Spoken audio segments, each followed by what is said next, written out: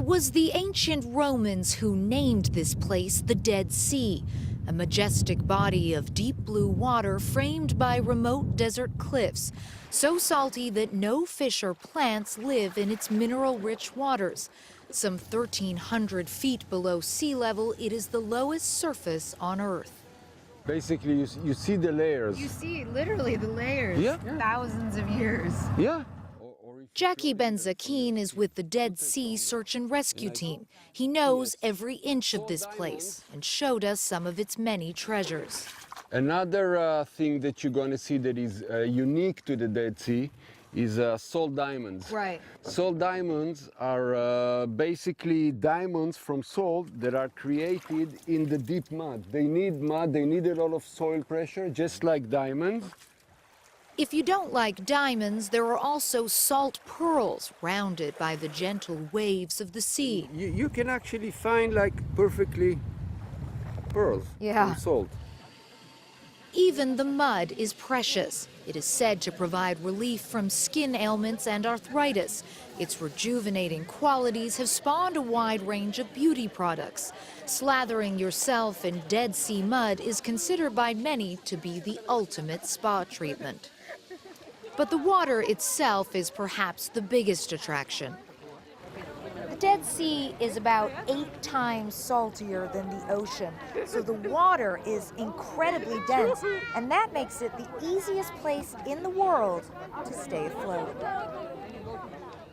Bobbing on the water, breathing in the low-altitude, oxygen-rich air, one quickly relaxes. And this is also part of the healing of the Dead Sea, I think. It calms you down. Really a good place to take care of yourself. So it's a place for reflection as well. Yes, yes, yes. We say that if you bring all the leaders of the world and put them in the Dead Sea for a week, it might look different.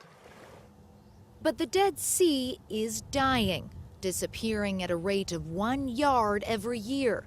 Across the landscape, a series of ruins from not-so-ancient history illustrates just how dramatic that retreat has been.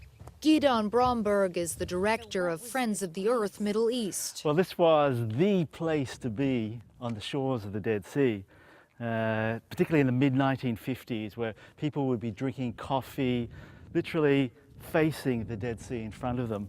You'd walk down the stairs, and at the bottom of the stairs, the Dead Sea was right there. Wait, so the water came right up to these stairs? Right up to the stairs. Traditionally, the Dead Sea has been sustained by the waters of the River Jordan, where the Bible says the Israelites crossed into the Promised Land and where Jesus Christ was baptized. But in recent years, those waters have been diverted to Syria, Jordan, and Israel for irrigation. And next to nothing today flows down that river. And in the very south, industry in Israel and in Jordan have turned the Dead Sea into an industrial quagmire, extracting the unique minerals of the Dead Sea, but in the process, drying up that Dead Sea.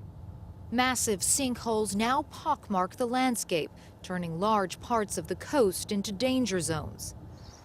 The disappearing water is also a threat to the rich ecosystem that has thrived on the edge of the Dead Sea for millennia. Rare species like the Jordan River's St. Peter's fish live in freshwater pools. As the Dead Sea disappears, that sweet water is getting sucked away with it. Ashira Greenberg works at the Ein Sukim Nature Reserve. So what we're doing is we're moving all the different fish here and all the different species here in the water to new, bigger, wider pools at the southern part of the reserve, hoping we won't have to move them again. That will only be possible if countries in the region can put aside their differences and agree on a plan to rehabilitate the Jordan River and limit the mineral industry. We don't think that we'll ever bring the waters of the Dead Sea to splash back here on these steps. But what we are trying to do, what we really believe is possible, is to stabilize the Dead Sea, is to stop it continuing to drop every year. To keep the Dead Sea alive, so that generations for thousands of years to come can continue to bob in its healing waters and lose themselves in the grandeur of its scenery.